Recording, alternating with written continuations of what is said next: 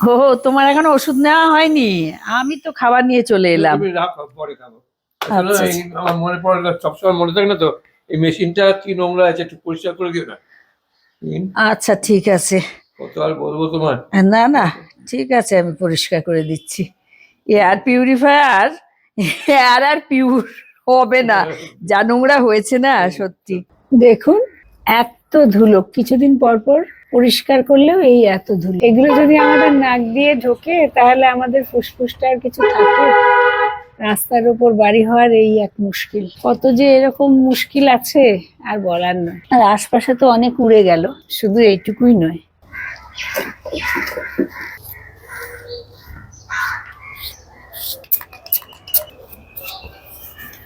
এই যে এখন পরিষ্কার হয়ে গেছে। পরিষ্কার হওয়ার পরে আমি সবকিছু পরিষ্কার করে তারপরে ঢাকনা টাকনা গুলো লাগিয়ে দিচ্ছি।